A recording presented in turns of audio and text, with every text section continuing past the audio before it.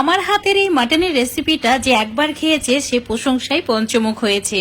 Mutton যদি খেতেই হয় তো এইভাবে কেন নয়, একদম সহজ ভাবে পারফেক্ট মাটন হান্ডি রেসিপি আজকে তোমাদের সঙ্গে শেয়ার করব, যেটা বানানো খুবই সহজ।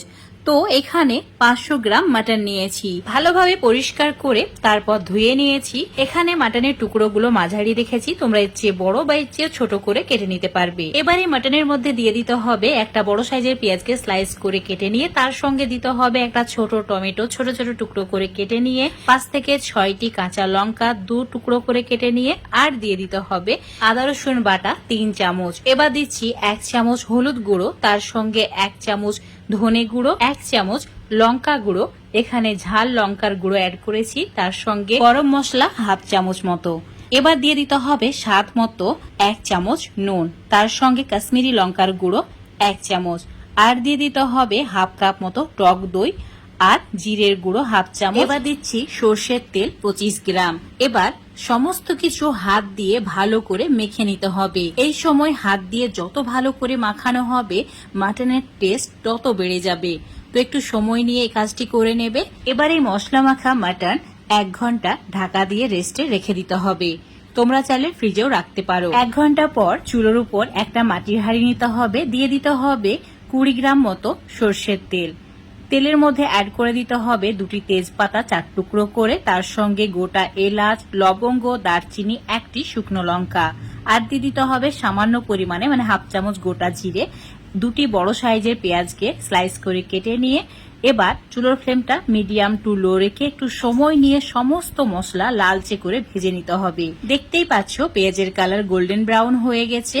তো এবার ম্যারিনেট করা মাটন এর মধ্যে অ্যাড করে দিতে হবে। এই সময় চুলোর ফ্লেমটা মিডিয়াম টু লো করে রাখা আছে। তোমরা চাইলে এই রান্নাটি যে কোনো কড়াই বা হাঁড়ির মধ্যেই করতে পারো, এমন নয় যে মাটির হাঁড়ির মধ্যেই করতে হবে। মাটন অ্যাড করার পর পাত্রটাকে ধুয়ে অল্প একটু জল অ্যাড করে দিতে হবে। এবার একটু সময় নিয়ে কষিয়ে নিতে হবে। চুলোর ফ্লেমটা মিডিয়াম টু লো করে রাখা আছে।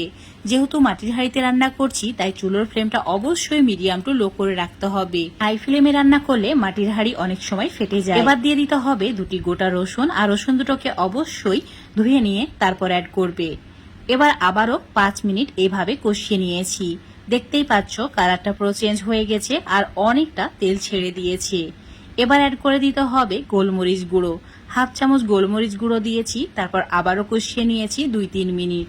এবার অ্যাড করে দিতে হবে জল। তো এখানে 2 কাপ মতো জল অ্যাড করেছি, তোমরা চাইলে উষ্ণ গরম জলও অ্যাড করতে পারো।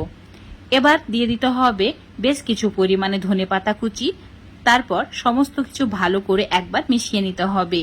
মেশানো হয়ে গেলে তোমরা এটাকে দম দিয়েও রান্না করতে পারো, নর্মাল ঢাকনা দিয়ে ঢেকেও রান্না করে নিতে পারো। এই সময় চুলোর ফ্লেমটা একদম কমিয়ে দিতে হবে। লো ফ্লেমে 15 মিনিট রান্না করে নিয়েছি। 15 মিনিট পর দেখাচ্ছি তোমাদের। দেখতেই পাচ্ছ সমস্ত কিছু খুব ভালোভাবে কুক হয়ে গেছে। এইভাবে রান্না করলে এত সুন্দরভাবে মাটনের টুকরোগুলো সেদ্ধ হয়ে যায় যে প্রেসার কুকারে দেওয়ার কোনো প্রয়োজনই হয় না। অল্প পরিমাণে গরম মশলা আর হাফ চামচ মতো ঘি অ্যাড করে ভালো করে মিশিয়ে নিতে হবে। এখন চুলোর ফ্লেমটা একদম কম করে রাখা আছে।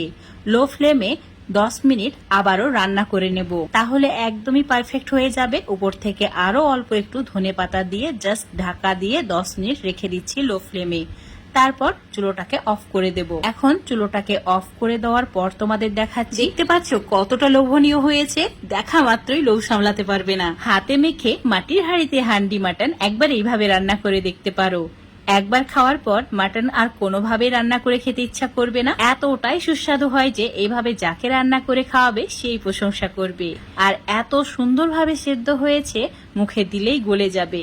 আজকের এই মাটনের রেসিপিটা যদি তোমাদের ভালো লেগে থাকে অবশ্যই এভাবে একবার বাড়িতে বানিয়ে খেয়ে দেখবে। তারপর কমেন্ট, লাইক, শেয়ার করে দেবে। ফেসবুক পেজ থেকে দেখলে পেজটাকে ফলো করে নেবে। ইউটিউব থেকে দেখলে চ্যানেলটাকে সাবস্ক্রাইব করে রাখবে আরো এরকম রেসিপিগুলো পাওয়ার জন্য। দেখতে পাচ্ছ কতটা নরম তুলতুলে হয়েছে। তো বন্ধুরা অবশ্যই একবার ট্রাই করে দেখবে।